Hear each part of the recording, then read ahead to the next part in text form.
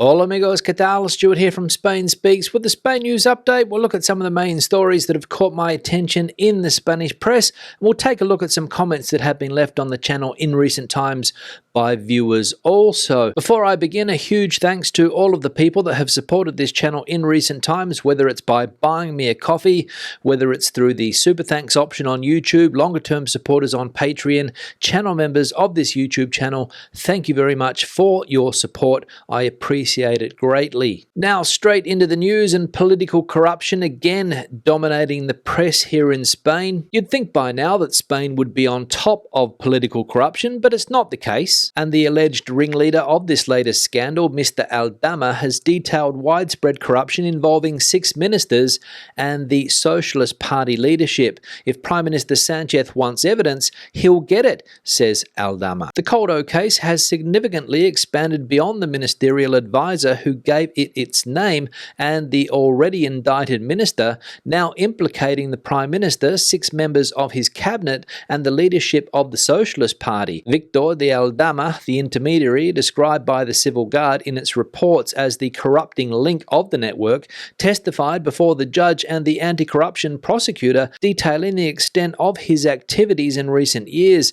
Aldama appeared before Magistrate Ismael Moreno with the intention of corroborating the investigation, seeking provisional release, which he secured by the end of the day, and aiming for a more lenient sentence in the long term. Prime Minister Pedro Sanchez dismissed Aldama's testimony as fabricated, to which Aldama responded upon leaving Soto del Real prison, if he wants evidence, he'll get it. So the corruption case that is threatening to bring down yet another government in this country. We saw it in the 1980s, we saw it in the 1990s, we saw it in the 2000s, we saw it in the 2010s, and now in 2024 we're seeing it again. Politicians again allegedly receiving sums of cash, large sums of cash from dodgy businessmen. And I'll ask the question again, how does this type of corruption continue to exist in the year 2024 in a European Union member state? If you can answer that question, please leave it in the comment section below, because I'd love to know. Second piece of news now, and the cleanup in the Valencian community after the Dana that devastated that part of Spain 3 or 4 weeks ago continues. And as we can read here, the high cost of cleaning garages after the Dana, 5,000 euros a day to remove mud and sewage water. At the entrance of 11 Dr. Fleming Street in Paiporta, the despair of an entire town was evident on a small scale, trying to calm the situation where an army captain and sergeant covered in mud, while 2 UME firefighters with a stopped hose shrugged helplessly. 6 technicians sent by the municipality were taking mud samples, joined by 4 volunteers armed with buckets and shovels. Facing them were 6 frustrated neighbours shouting, "What we have down there is sewage, gentlemen. We can't take it anymore." This snapshot reflects the harsh reality in towns submerged by the Dana on October the 29th that devastated southern Valencia. The same scene is repeated in hundreds of locations. According to figures from property managers, at least 428 basements across just 6 municipalities are still filled with a toxic mix of mud, rotting food, gasoline and sewage, with no coordinated plan in place for their cleanup. And that's what the people of that part of Valencia are still dealing with today, that toxic mud that is very, very difficult to remove. And surprisingly, no coordinated plan for its cleanup. I'll repeat that, no coordinated plan for its cleanup. What are we dealing with as far as organisation is concerned in this country? Third piece of news now, and Spain has a new immigration law which is going to legalise tens of thousands of illegal workers in this country. As we can see here, what the new immigration law regulation includes and how it will facilitate the regularisation of thousands of migrants. The Council of Ministers approved the new regulation of the immigration law on Tuesday, nearly a year after it was announced by the Minister of Inclusion, Elmer Saith. This comprehensive regulation, set to take effect 6 months after its publication in the official State Gazette, will simplify access to residence and work permits through various pathways, enabling tens of thousands of people to obtain legal documentation. The government aims to regularise 300,000 individuals annually over the next 3 years. However, the measure's effectiveness remains to be seen, as concerns have been raised by certain groups and immigration lawyers about its implementation. These concerns decisions focus on the need to strengthen immigration offices and consulates to handle the anticipated increase in applications effectively. So the government announcing this new immigration law, which, as I said, is looking to turn thousands of illegal workers in this country into legal workers. But there might be some teething problems with this new law if what the skeptics about this new law say are true. And basically that is that the government currently doesn't have in place the necessary infrastructure to regularize so many illegal workers. So fantastic in theory, but in reality, we'll see if it works. And the final piece of news today, and Lowcost Airlines back in the spotlight here in Spain, because a 179 million euro fine has been imposed on 5 airlines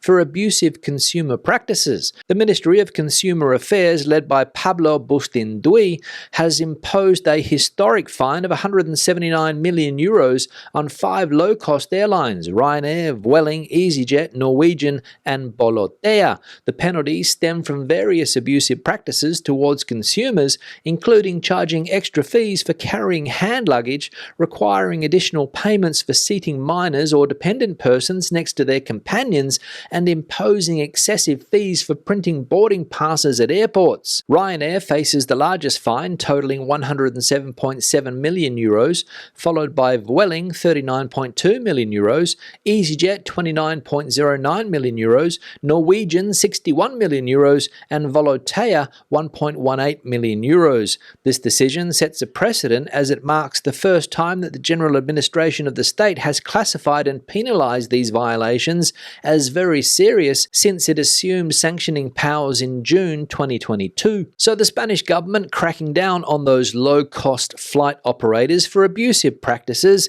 and handing out a fairly hefty fine. And as can be expected, the company Ryanair, the worst offender. Now let's have a look at some comments that have been left on the channel recently. One here from Tom: "Disaster my foot. Ask Valencians if they want to swap climates with Britain." Yeah, Tom, thanks for the comment, but I'm just going to explain that expression "my foot" for people that might not speak English as their first language. And basically, if you use the expression "my foot," it means that you don't believe something that someone has said or something that has happened. For example, if someone says Tom's comment is a fairly smart comment and I say "my foot, it's a smart comment," it means that I don't believe that it's a smart comment, because what I understand here is that Tom is questioning whether a disaster took place in Valencia at all. And if that is the case, sorry Tom to say this, but I haven't seen such an ignorant comment on this channel in a long time. One here from Mike: "I'm a Californian but grew up in Ireland. The younger generations can't afford to own a home and its infrastructure is not keeping up with its growth. It has often been referred to as the rip-off republic. Spain and other countries very appealing for retirement, and yes, Australia and the Orient for the younger crowd." Yeah, Mike, thanks for the comment. And this was a question that I posed on the channel yesterday. Why are so many young Irish people leaving the Republic of Ireland and going to places like Australia or the Orient, as Mike points out there, given that the Irish economy is currently booming? And it seems that some of the problems that are happening in other countries around the world are happening in Ireland too.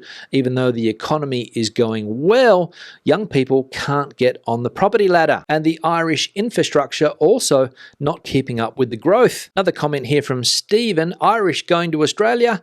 Weather." Yes, Stephen, thanks for the comment, and I imagine that weather does play a huge part in young Irish people's plans when they're weighing up on whether to leave the country or stay. Because a lot of the problems faced by young people in Ireland, for example, as we saw before, not being able to get onto the property ladder, are also problems for young people in Australia. I suppose that if you're living in a place where the sun shines and the weather's good, like some states in Australia, these problems, like owning your own home, are not as important as they would be if you were living in a place like Ireland where the weather is not that good. To be honest, I've got no idea, just putting it out there, but let me know your thoughts in the comment section below. One here from Tim: "Excellent work. Great to see Mark back again. Can't wait for the next one. Maybe more about moving to Spain from the UK and also opening and running a business in Spain as an expat." Yeah, Tim, thanks for the comment, and glad to see that you like the chats that I have been having with long-term Spain resident Mark, who lives down in Fuengirola, Malaga, and I'll write your suggestions down and bring them up with Mark in the next conversation that we have.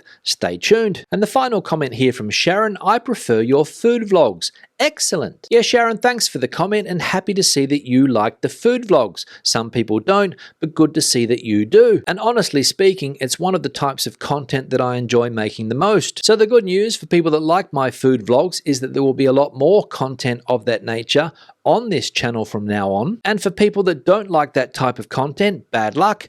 Don't watch the videos. On that note, I'm going to wrap this video up. Questions and comments, please leave them in the section below. If you have anything to add to the conversation today, the comment section is the place for you. Give the video a thumbs up if you liked it, thumbs down if you didn't. I'll see you in the next one. Hasta luego from Madrid.